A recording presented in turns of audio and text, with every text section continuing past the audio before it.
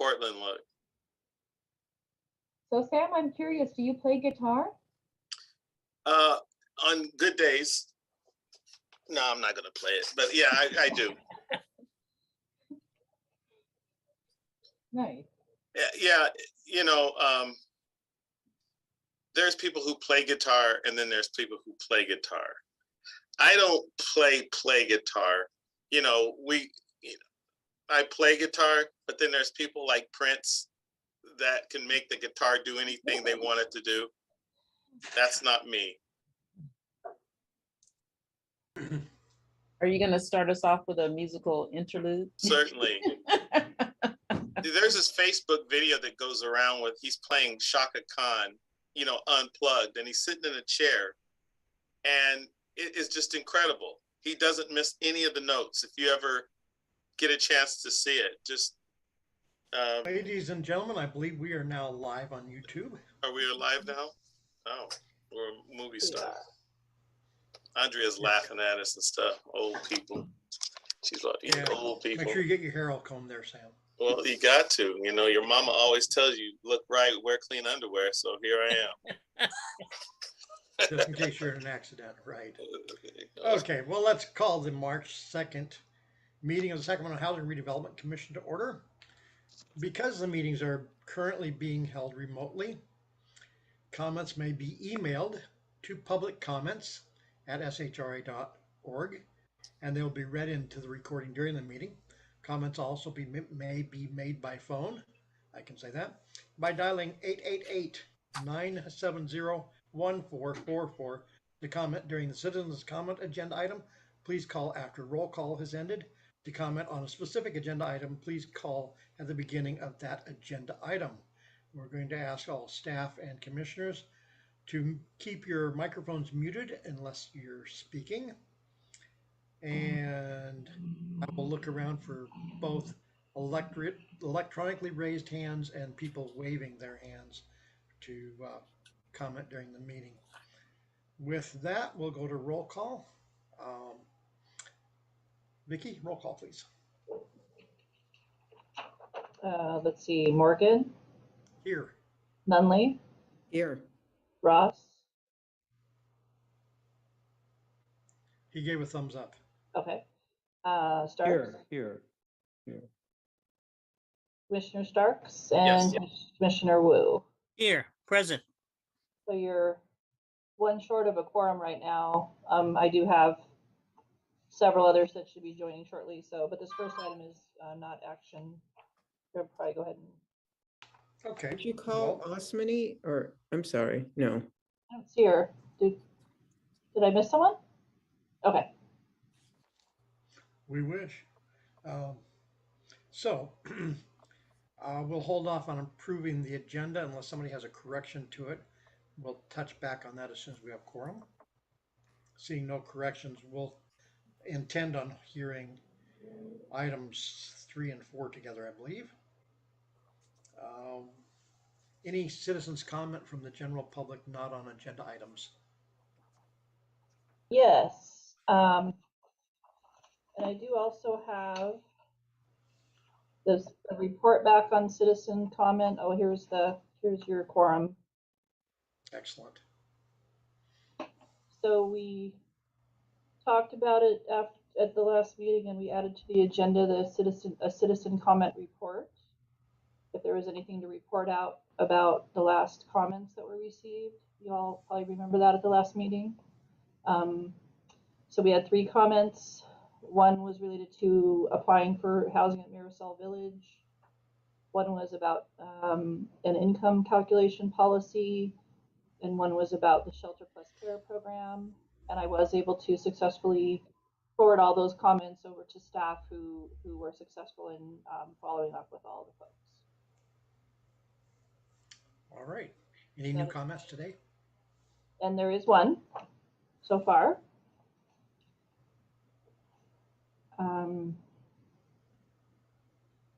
She did not give me permission to use her name, so I will just read the comment. It is very difficult, if not impossible, to communicate with a worker at SHRA. I apologize.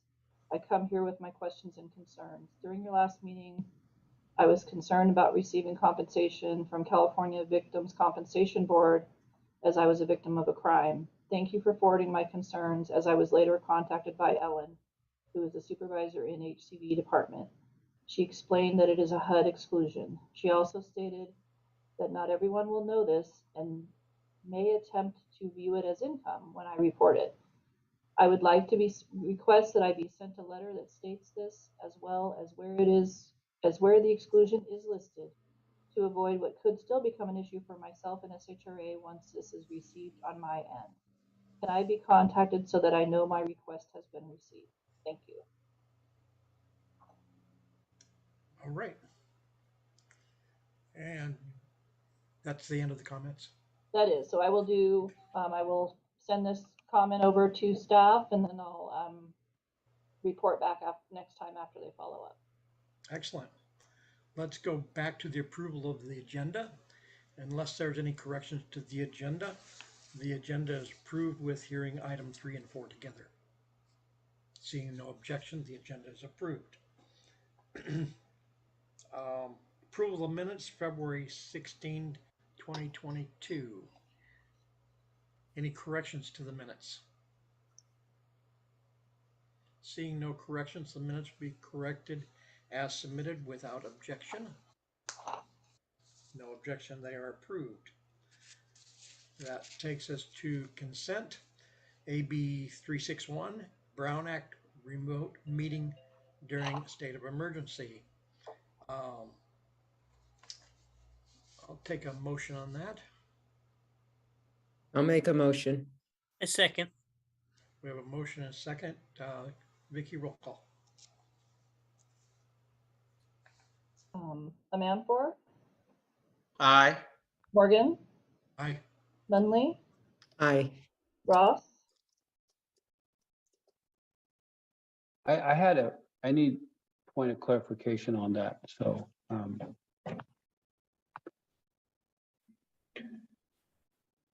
of Before I vote. Yeah, so I'm not, I guess maybe I didn't interpret that. So are we, what are we voting on, the idea that we continue to operate remotely, or I'm For not 30 sure. days. Okay. Aye. Commissioner Starks, Yes. and Commissioner Wu, Yes. and the motion carries. All right, thank you. That takes us to a presentation of the Family Self-Sufficiency Program with a presentation from staff. Yes, so I think Cassie, are you going to be introducing? Lachelle, it will be Teresa. Oh, Teresa is going to do it. Okay. Supervisor. Teresa Cristobal, who is a supervisor with the HCV department, will be just sharing a little bit of information about the Family Self-Sufficiency Program and introducing Ms. Newsom. Okay, great. All right. Go ahead, Teresa. Thank you. Good afternoon, members of the commission. My name is Teresa Cristobal, and I'm the supervisor over the Family Self-Sufficiency Program.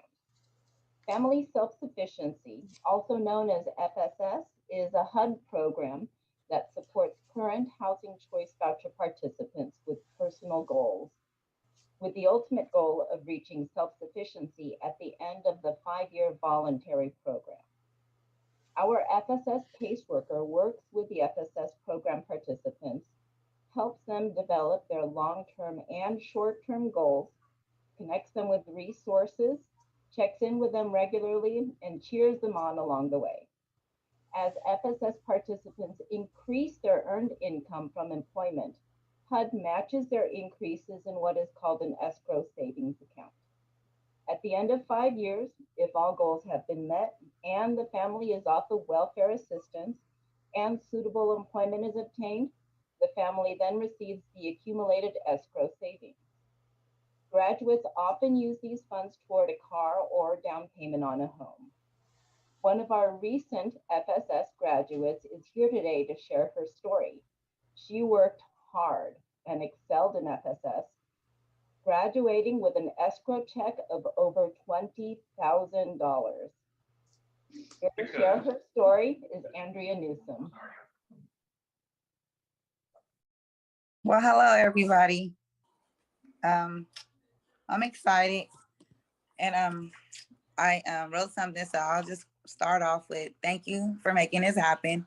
And I'm going to start off to say hello. First of all, I'd like to give thanks to the participant that made this program possible. I would like to start off by saying that you are able to do anything if you put your mind to it. Having something to keep me focused, so I can continue to blossom like a flower. When your soul wants more, your mind, body, and soul will be hungry for more. And this is where it all began for me. And knowing that there was more I wanted to achieve, the FSS program helped me and my family. I heard about it, but I really didn't pay attention to what it was about. My little sister told me about it, so I had applied, hoping to get accepted. I got accepted. I wrote down some goals that I wanted to achieve in the next 5 years. My goals were to start a business, go back to school, and work on my credit and learn about home ownership to purchase my first home.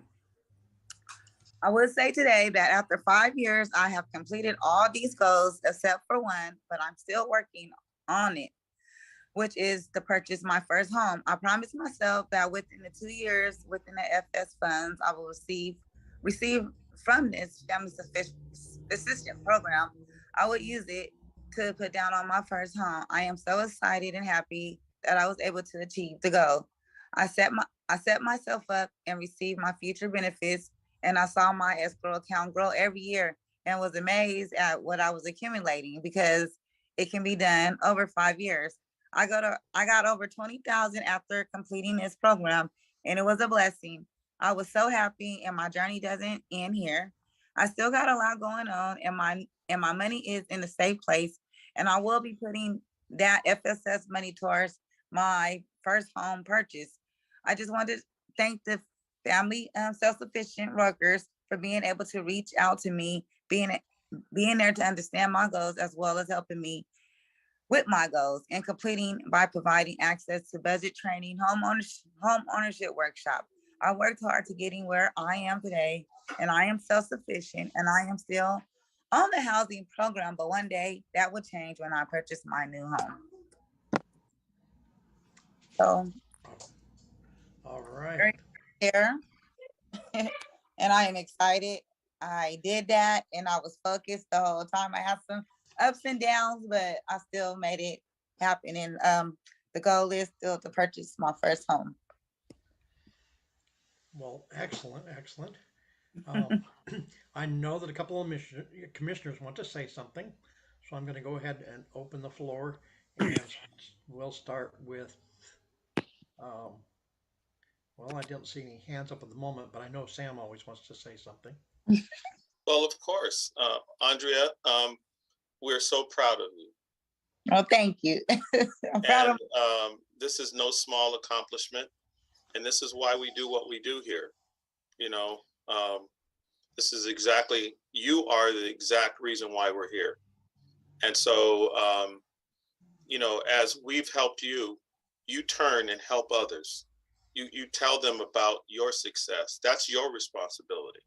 Right. Okay, each one teach one, right? Right. And so with that, I don't want to, because I can preach. I'll stay up here for an hour and preach on this, but I just want to say how proud we are of you. And I see my fellow Commissioner Barry Boyd, who is also proud of you, who wants to say something right now. And so I'll turn it over to him because he's wanting to say something. Okay, so keep on keeping on. Yeah. All right. Go ahead, Barry. You're muted still. There. Thank you, Commissioner Starks. Ms. Newsom, it's an inside thing that you won't become aware of because I'm not going to say it out loud. But Commissioner Starks and I go back about almost 40 years or so. But anyway, with that said, congratulations to you. Fantastic on what you've accomplished and on the journey that you continue to be on. And as you stated, not giving up. You know, it's a lot of work. Don't let the work ever deter one's ambition. It's okay, it's work. Just like yesterday came and went, today has come and it's about over. So it's one step at a time. You've got the steps moving forward. And again, congratulations for what you have accomplished, and more than good luck to you for accomplishing what you have set out to do. Thank you. Thank you for giving me this opportunity to share my story. Next is Emmanuel. Go ahead. Commissioner Manpour. Thank you. Just to echo what Commissioner Stark and Boyd said, definitely it's a pleasure to hear your story. It's great to celebrate you. It's always important to see people grow. And just wanted you to know that what you're doing is actually establishing a legacy, and you're developing a path for others to really look and follow through. And it's very important. What you're doing, you will be a shining star for others to emulate and continue to grow. And if you need any assistance, anything else like that, please feel free to always reach out to us. But just today, just to celebrate what you've just shared with us, we're honored to hear your story. Thank you. Okay, next, Commissioner Ross Martin, you're up. Hey everyone, and hello to you, Mrs. Newsome. So congratulations. Many are going to say things, but whether one says it or not, I think what was mentioned before, there are just many out there celebrating you and your successes. You went and you got the information. You got the information, you dug into the information, you implemented the information, you got results from the information. Hey, hello, how are you? All right. And so right there, right? And so as a parent, you know, the best example is when they see a parent, a mother moving forward and getting it done. Guess what that does? That shows the child that you can do it too. And it shows the neighborhood and brothers and sisters and cousins and aunties and uncles and so forth that it can get done. So we are proud of you. Keep moving forward, and your dreams will come true. You just have to keep pursuing those. So thank you so much for your work. And that inspires us as commissioners to, you know, and as staff with SHRA to keep on doing what we do to hopefully someone will, you know, take hold of it and run with it like you. So thank you. Yes, thank you. All right. Well, once again, from all of us. I just wanted to share, if it's okay. I just wanted to say to Ms. Newsome, thank you so much for coming forward and sharing your story. You know, a part of, you know, why we love working at SHRA is that this is such a mission-driven organization, and the people who are attracted to work here are attracted to work here because they want to help people like you. And so seeing your success and seeing that you have been able to set your goals and achieve them, you know, it is inspiring to us. And I don't want you to ever think that we get so excited whenever we see people who've been able to achieve their dreams and to go for it like you have, and just appreciate you coming forward and telling your story. And, you know, make sure you tell other people, you know, you'll be surprised at how many people be inspired by what you've been able to do. So thank you so much. Thank you. All right. You know, the reason we have this whole crew of commissioners and staff on here is so I don't have to say anything. But we really appreciate hearing the story, and congratulations, and keep on keeping on. Once you learn how to do this and you keep doing it, life is awesome. And I say that from experience. Don't let it get you down. Just keep, and it works. So, yes. Thank you very much for sharing your story tonight. Thank you, guys. Okay. That will take us on to discussion of business items. Items 3 and 4, the Tax Equity Fiscal Responsibility Act, hearing and approval of tax exempt bonds, loan commitment and funding agreement for Marisol Village Block D project at Twin Rivers Phase 4, city and county reports. We have Victoria Johnson is going to do the presentation, and we're taking those two items together, correct? Yes.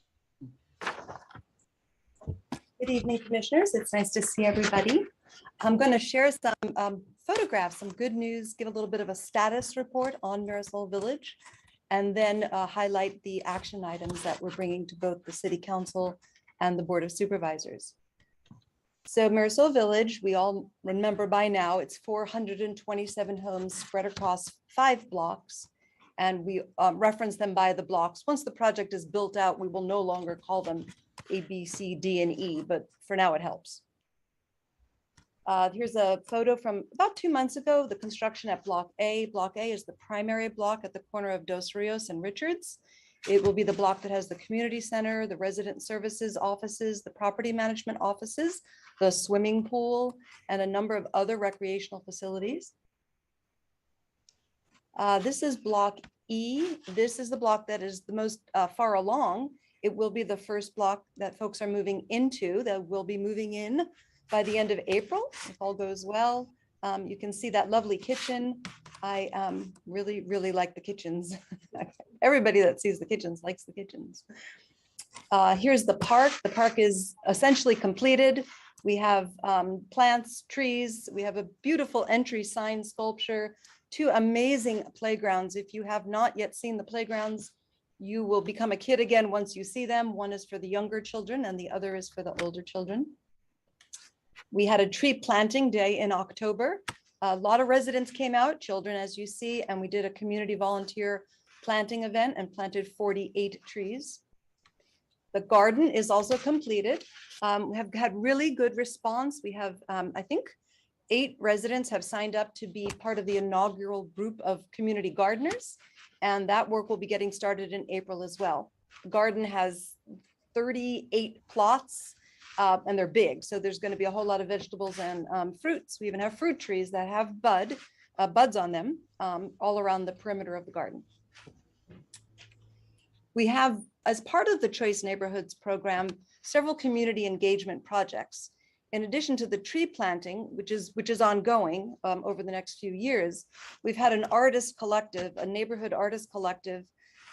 A lot of resident interest, particularly some young folks have joined in and done design and workshops. This is a mural that's on the Loaves and Fishes building on 12th Street. This is a mural on the other side of 12th Street on the Commerce Printing, the business wall. We have a mural that's completed at the railroad overpass at 12th Street. If anybody's driven south on 160 onto 12th, I hope you've seen it. It's on both the east and west sides. It's amazing. I don't know how to use my panoramic lens to get a photo of it, but I'm going to get someone else to send me a photo. And then we have a mural that will be going on Globe Mills. That work will be done in March. And then we have a new mural that will be going at the community garden, and that will be done in April. So tonight's actual business item is to discuss the funding for, sorry, I have a number out of whack there, the funding for Block D. So blocks A, B, C, and E are fully funded. We are hoping to close Block C within the next 12 weeks. So Block D is the one outstanding block to achieve the funding that's needed to move forward. The staff has worked really hard to identify a range of housing sources. In this list of funding sources, you'll note that the tax credit equity and the perm loan are actually 2/3 of the total capital stack. So even though it seems like we're putting in a whole lot of public funds, in fact, we have 2/3 private and 1/3 public. The request that we're bringing is to approve both city and county sources. On the city side, we have $10 million. That 10 million is a combined pot. There's housing authority funds, 3 million, permanent local housing allocation funds, PLHA of 3.3 million, mixed income housing funds, 1.4 million, housing trust funds, 1.4 million, and then HOPWA, Housing Opportunities for Persons with AIDS, 900,000. Together, that's the 10 million from the city. On the county side, there is $5 million of ARPA money. That's one of the recovery funds. And then there's the Choice Neighborhoods of approximately 2 million. The state MIP is actually a brand new source of funds. That is the Cal HFA Mixed Income Program. That 2 million, a little bit less than 2 million, we think will be securing, is a special set aside. And just a few days ago, we had great news that we were accepted. Block D was accepted to compete in the mixed income program. And the reason why that's so good is because there is, as I mentioned, a set aside of funds. So rather than competing against the entire region, we'll be in a special set aside pool of applicants. And we believe we will have a competitive advantage for Block D. And we have a really good chance of being successful and getting this final phase approved. So that's the total development cost. And we are super excited about this final phase. It's not quite there yet, but we are hoping to get an allocation in June, and we would be starting construction by the end of this year. The last slide I have is just looking ahead to the calendar, which folks will be moving in by the end of April. And that includes both Block B and Block E. The park and garden will open for business. They will be open to the public. The light rail construction station will start within the next few months, and Block C construction will start. Later this year in the fall, tenants will be moving back into Block A. The community rooms and the pool area will open when Block A opens.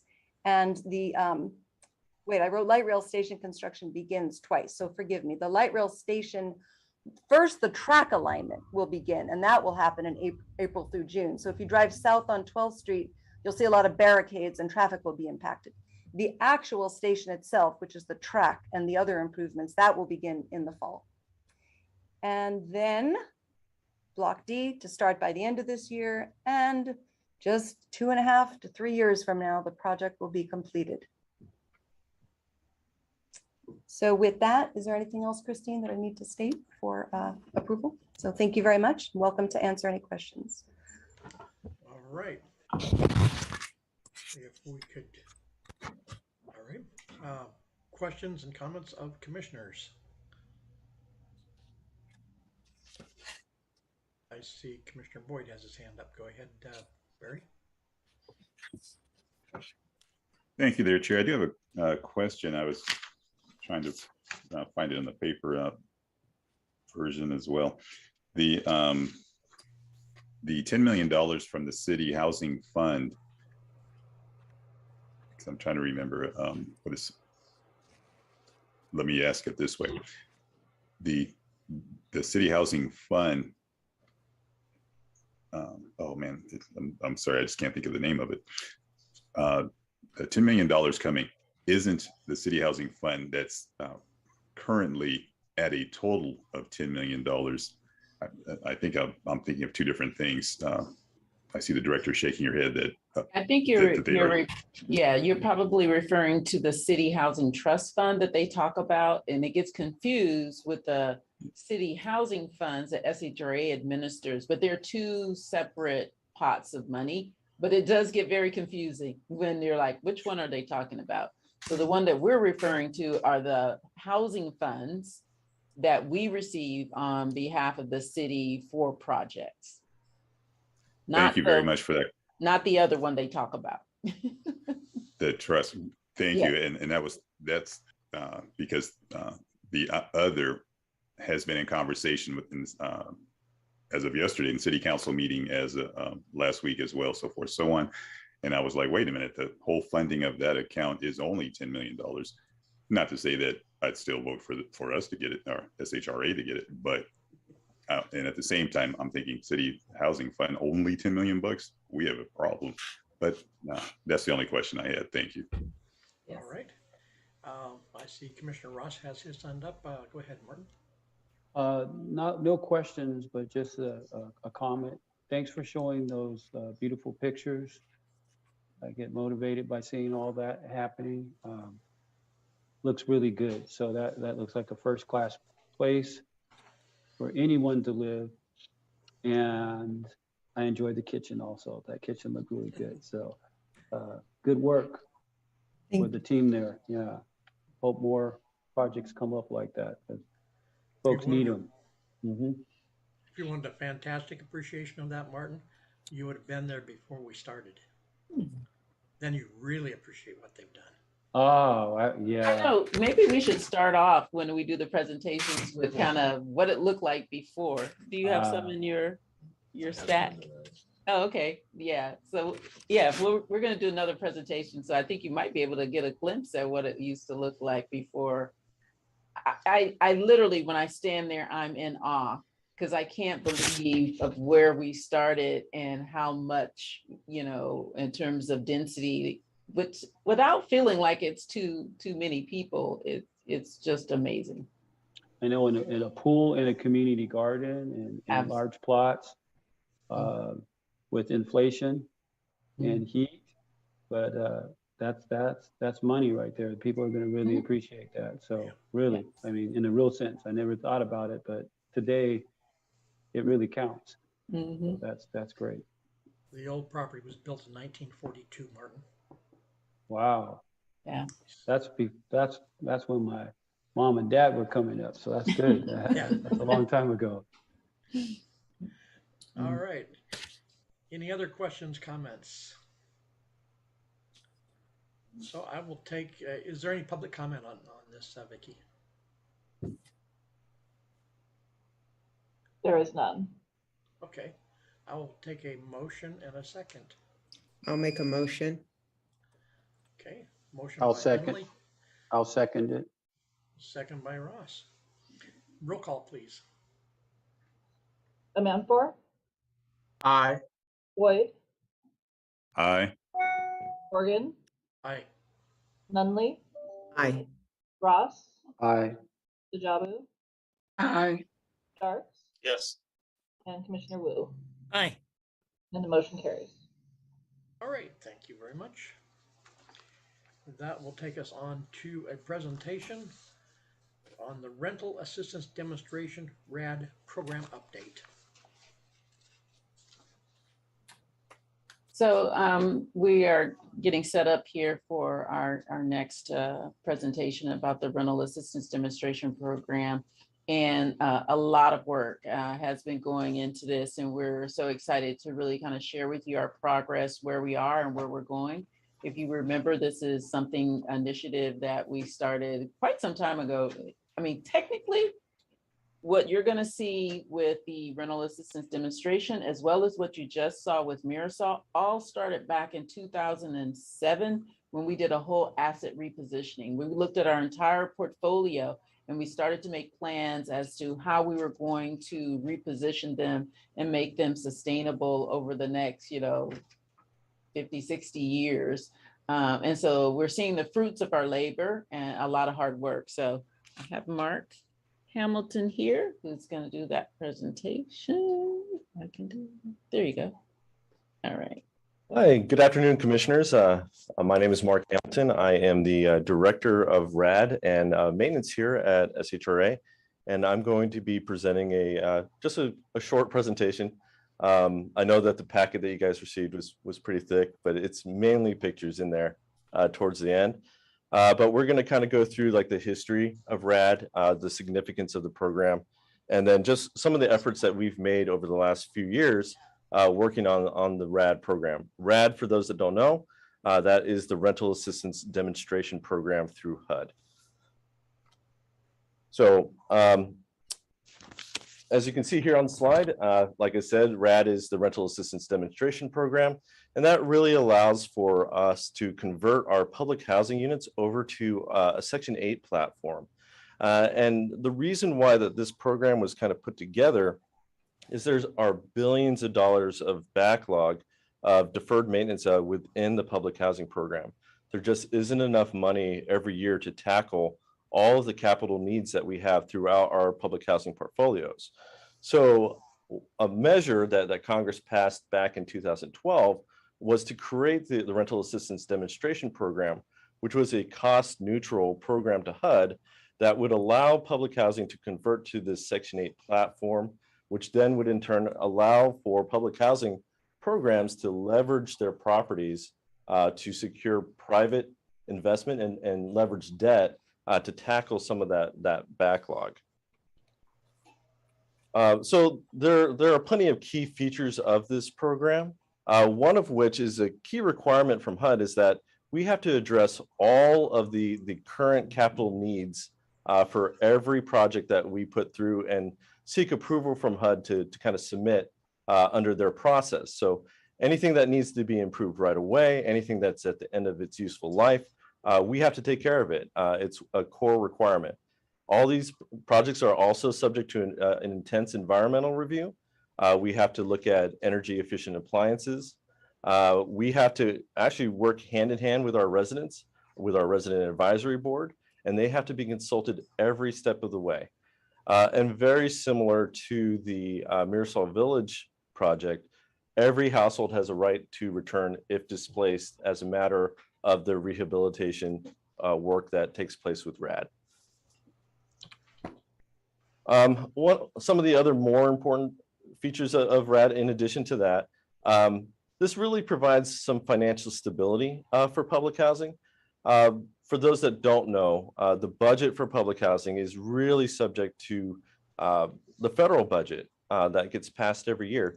And it's always kind of a big unknown on what exactly that funding is going to look like. By transitioning and utilizing RAD and the Section 8 platform, those rents and revenues that come in for these RAD projects are actually based off of housing assistance payment contracts, which are 20-year plus contracts that govern how much contract rent has to be provided. So your revenue for these projects are no longer unknown. You no longer have to kind of play the guessing game.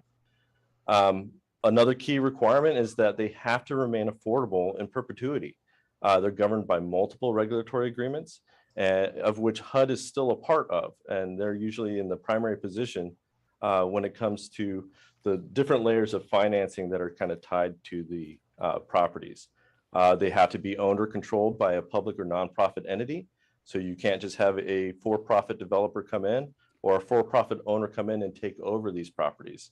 As a condition, you do have to have a public or nonprofit entity own and or control the property. And like I stated before, one of the big ticket things here, at least in California, is our ability to leverage debt and to attract private investment. Mainly with the project so far, we've used Section 42 low-income housing tax credits to kind of generate that additional investment to get these projects off the ground. A little bit of HUD data. This is, I know it's a lot of text, but like the big gist of this is that housing authorities have been able to do a lot of great things with RAD since its inception. $11.7 billion in construction improvements, over 1,380 properties. A big thing is leveraging. For every dollar of investment that we utilize from public funds, it generates $13. And that's huge. A 1 to 13 ratio. It's incredible with the amount of work that we're able to get done with the money that we have. With Rad Pilot, we were able to leverage, I think, $2 million for a $25 million project to get that done. So yeah, these are some interesting facts that HUD has published, but needless to say, I don't think that the RAD program is going anywhere. I think that HUD is really kind of investing in this project and in this program, and they're really looking and encouraging PHAs to really embrace this and really look to take their public housing units out of their public housing program and to get them into more stably funded platforms. A little bit of history with SHRA and the RAD program. So we have gone in front of both governing bodies. We have been approved to submit for and were granted funding applications and allocations through HUD. And so we've started on our development pipeline. I think we started our first pre-development work on Rad Pilot back in 2018. And I'll be going over a brief kind of history of where we're kind of at with the different Rad projects. So this next slide, this is just the first 5 years of Rad. Rad Pilot is the project that we recently completed. There is a typo in that completion date. We did wrap up in 2021, July 31st, 2021, construction was completed. And that was our first foray into the world of Rad, where we did 6 different properties throughout the city and county of Sacramento, from elderly to multifamily. We try to hit it all with that first kind of project. That project really kind of represented low-hanging fruit and kind of represented us really exploring it and seeking to understand how the program worked. We've jumped into our next project, which is our Central City 1. We did secure financing for that. We landed 4% tax credits. We've gone through our financial close, and we've actually started construction just last month. Tail end of last month, beginning of last month, sorry, February. We've already relocated our first rounds of families, and we're anticipating a completion date of actually November 17th, 2022, not 21. We're not going back in time. And then we are starting to work on our Central City 2 project, and we anticipate pre-development to kind of end on that here shortly. It's in process now. It'll probably take us through this year, and then we'll be looking to start construction midpoint of next year. And then Central City 3 will wrap up our Central City portfolio with our last building, which is our Comstock building. It looks like Commissioner Ross has a question. Sure. Yes, thank you. Executive Director Dozier, and my question, both of you, but my question when you mentioned relocate, so if someone is in public housing, then I suppose that particular public housing unit is eventually going to go away when you will relocate them into Rad, and then that particular place that they were living is not backfilled, or is there something else? What does it mean when you say relocate? So as a matter of construction, like for the projects that we've worked on so far, Commissioner Ross, they have been all rehabilitation projects. So as we're actually performing the construction work, we've found that it's best to not have the residents living in the units while we're working on that construction. So the displacement that we're talking about is a temporary displacement where we put our residents up in like a hotel, or in the case of Rad Pilot, other public housing units as the work was being completed. And then they return back to their original units once all the rehabilitation has been completed. Okay, that's helpful. Thank you. That's great. Thank you. I thought that was the case from past information, but I just heard relocate. I thought, well, maybe I should ask. Thank you. You're welcome. Is there another question? I think Commissioner Manfor had. Yeah. Yes, just to confirm, Central City 1 project has been completed, correct? The financing has been completed. We just started construction on it recently. There's a typo in that date. The anticipated completion would be November of this year. Okay, and the estimated cost for Central City 2, that's the 73.7. That's the estimated cost, not the actual. Right. We're still in pre-development, so we're still exploring what those total costs are going to be looking like. So the total, so the total cost for Central City 1, that's the finalized number, 66.4. I just want to confirm that. That's correct. Okay, thank you. Commissioner Boyd. Thank you, Chair. I did want to ask first, were you finished with your presentation before I start asking questions? No, but this is kind of like the data-centric part of the presentation. So please feel free. Happy to answer your questions. Well, with that said, I did quick question. The Rad pilot, what was that specifically? So Rad Pilot was a scatter site project where we tackled 6 different communities. We tackled 1043 43rd Avenue. We tackled El Paraiso, Perry Avenue, Folsom Boulevard, and Elk Grove Boulevard. And Wallerga. Okay. And Wallerga. Okay, and thank Wallerga. you. I'm sorry, and Wallerga. That's 6. Wallerga. You're not, if you happen to know proximity on Wallerga, I don't remember that one. It's in Antelope, in the county. It's in the county in Antelope. It's about 20 Now I miles remember. north of downtown. Okay. Well, now, I know the area, but thank you, Director. You crossed here. Oh, there's a lot of stuff that, that comes through the memory banks and flies out the other end real quickly. But Well, you know, I have a question for later. Thank you. All right, back to Mark then. Okay. And just this is our list of future projects and proposed pre-development start times. And these are subject to change just depending on scope of work and just challenges at these different projects may escalate, may delay some of these projects where they kind of get rearranged on this timeline. But as you can see, we've kind of got a full suite of projects over the next 10 plus years that we'll be working on. And then just these are some summary slides in regards to Rad Pilot. We talked about it being 6 scattered sites, construction starting in 2020, ending in 2021, so a year construction, and the hard costs was about 7.2 million out of that total development cost.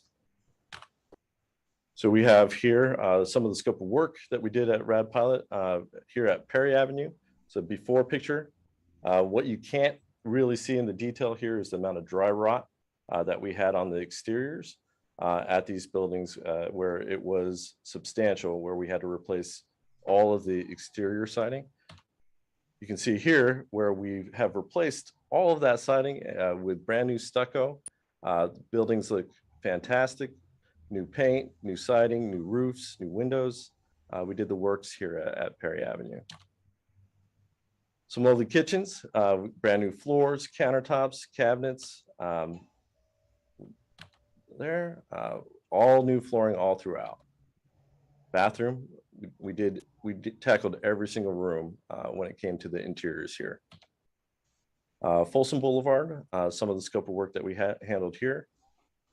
We did have to do some liquid coating to the flooring because there was a past environmental issue at this property, but we got that all taken care of, and it was a good thing that we did the Rad project here because we were able to address something that may have been potentially harmful if left unaddressed.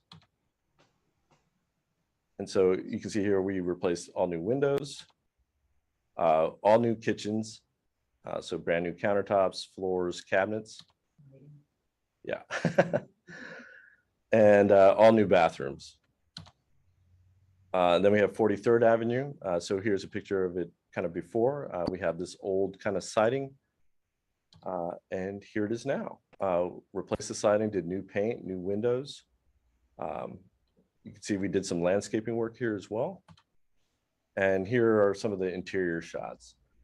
Brand new flooring, new kitchens. And you may notice that a lot of the interior trims are similar, and that's by design.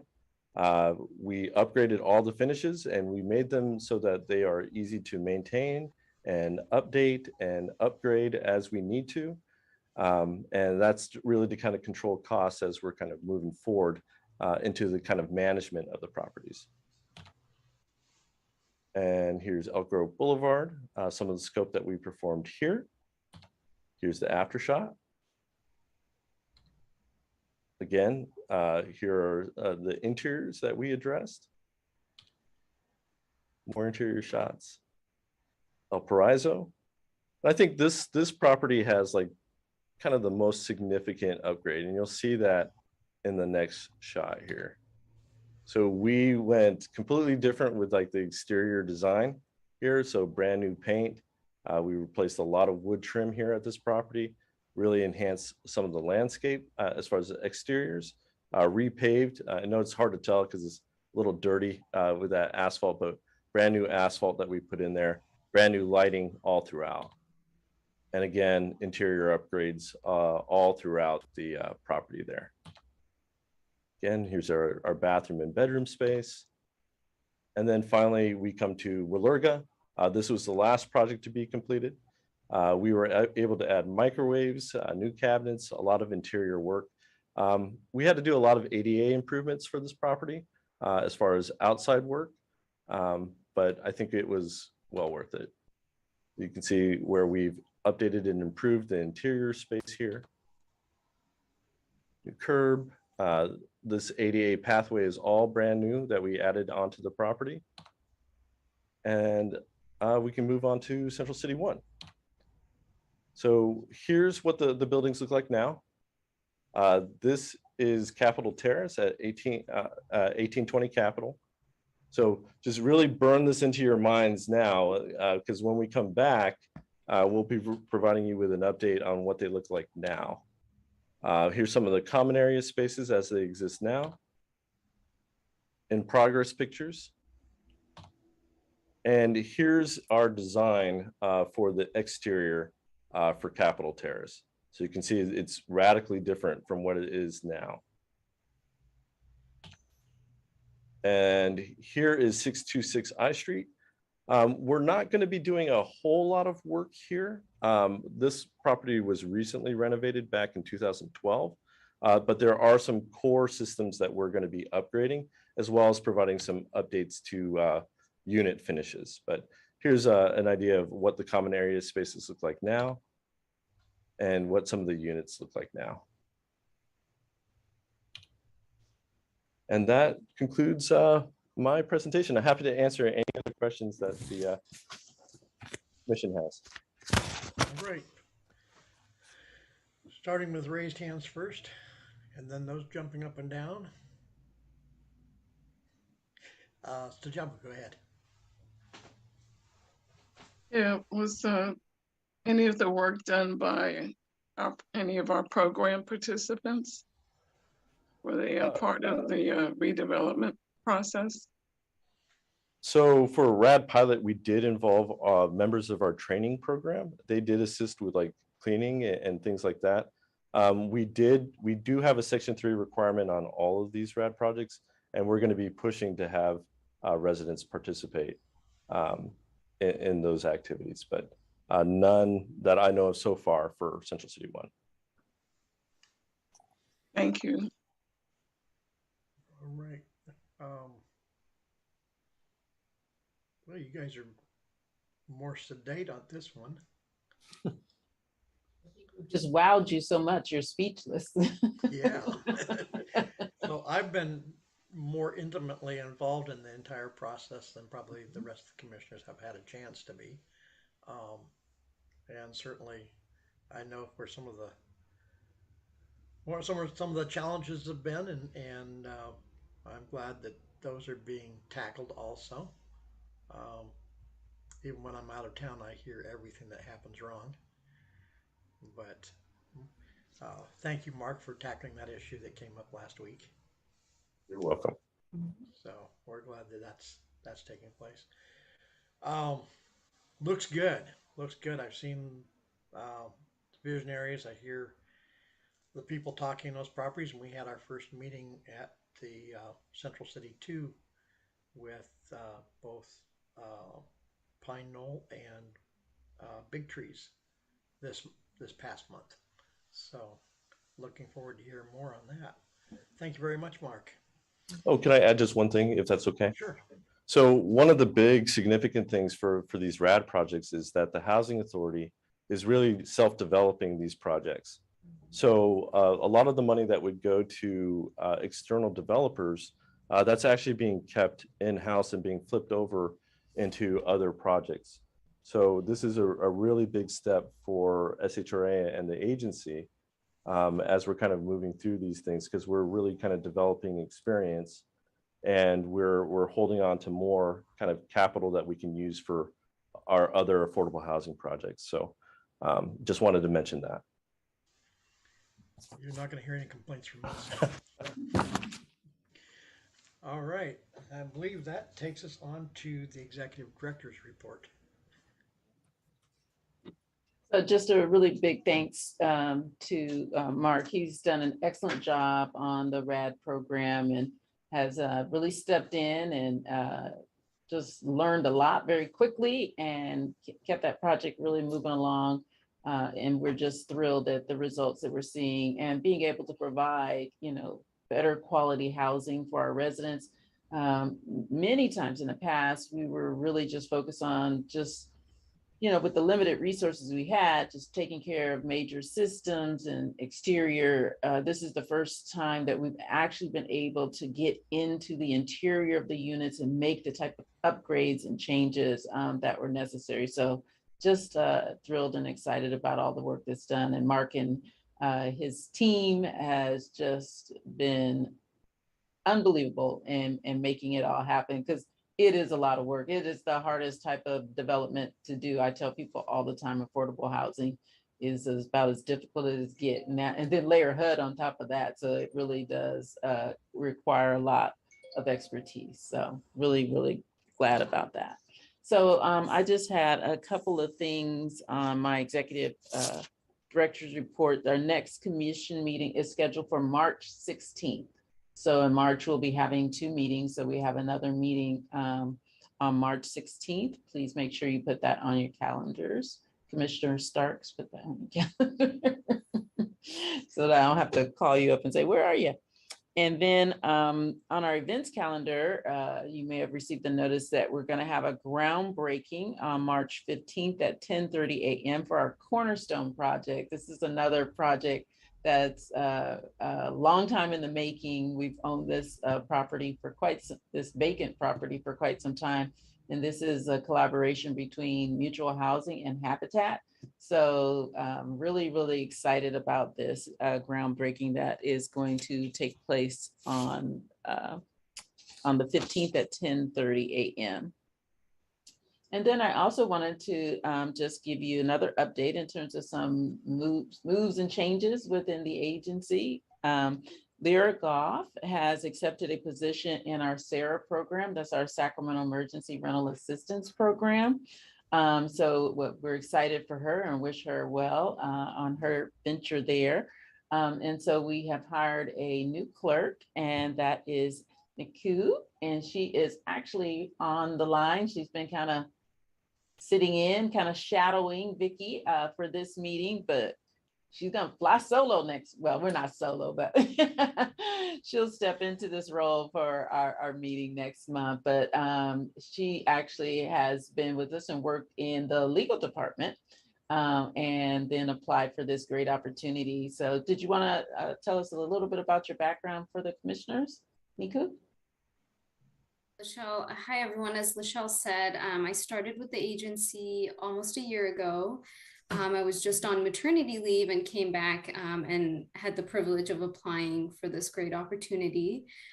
So you'll kind of see me in the shadows for the next few weeks. I'm trying to soak up all of Vicky's knowledge. And it's very nice to see all of your faces, and I'm really looking forward to working with all of you.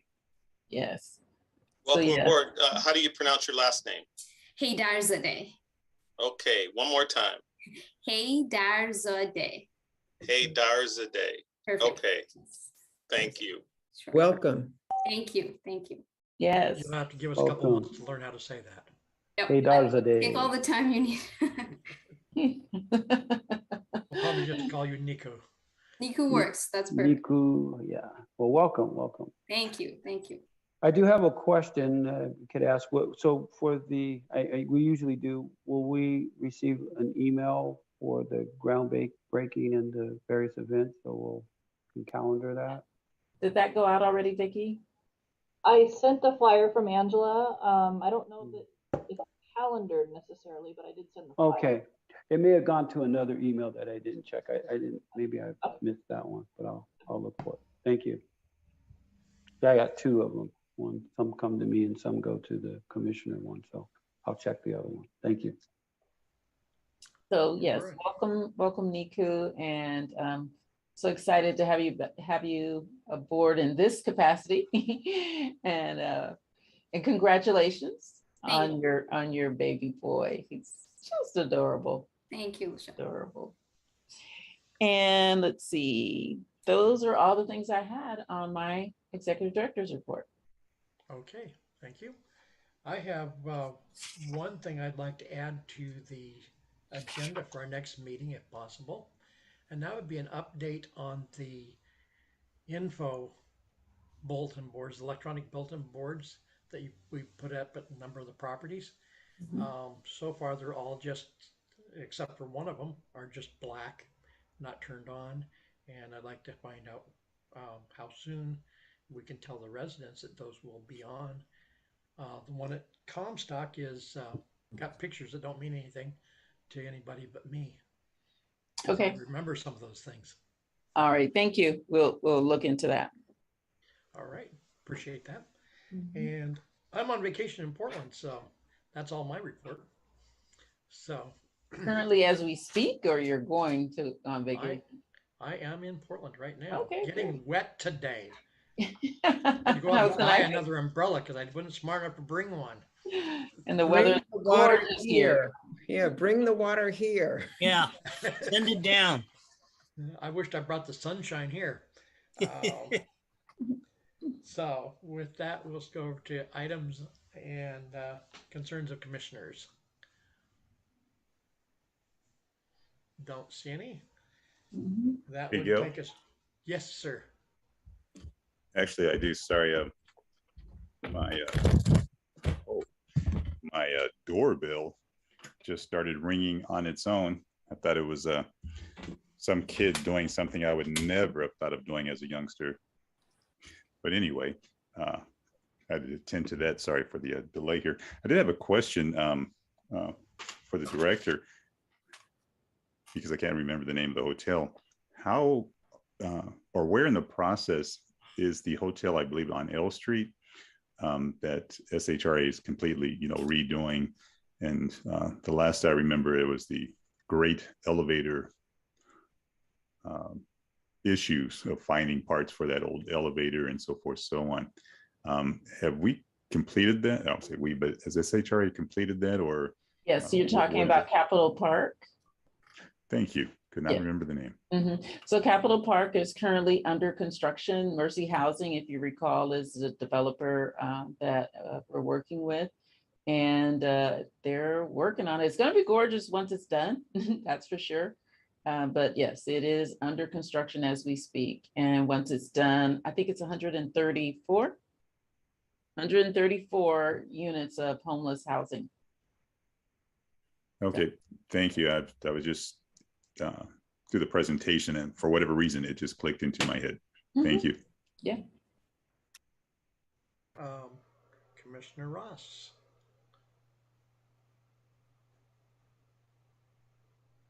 Oh, you're on mute. Okay, thank you. I had a question regarding our voting action item, for the 30-day extension for remote meetings. So will we have to do that each month, or are we getting ready to move towards meeting in person? And that's important for me to know, because just for calendar planning. So if I have to commute, I suppose it's important for everyone to know if we have to make those adjustments. So Yes. So Brad, correct me if I'm wrong, we do have to do that every 30 days. We have to go ahead and have that item on the agenda, but we are currently pretty much following the lead of the city and county. We will stay remote as we continue to monitor the situation and see what's happening. We don't anticipate that we would be looking at coming back in person until, after May or so. That's what the city has told us, that at least through May, they will continue to meet in this virtual format. So at that point, then we would also have discussions and talk to you in advance of making that type of decision. So. Okay, thank you. Mm-hmm. Does this platform work for you? Yeah, it's fine. This does. Mm-hmm. This is easy. We could be in Portland or wherever. Right? I would, I'd like to meet some people in person, but this is convenient. And I also have concerns for citizens that, have limited mobility. I recall from past meetings, some that had special needs. This allowed them to participate, whereas other ways, that's a big thing for me. Different forms that the citizenry have the ability to participate, should they want to participate, but to always have that available for them. So yes, this works for me, but every once in a while a mixer could be good. But yeah. But we may have to do a Brown Act. So maybe, every once in a while we'd say we'll have a meeting in person. But yeah, this does work for me. Thank you for asking. All right. Any other comments or questions? If not, we will go ahead and adjourn. Thank you, everybody, for being here today. Thank you. Thank Good you. evening. Bye-bye. Good night, all. Good night.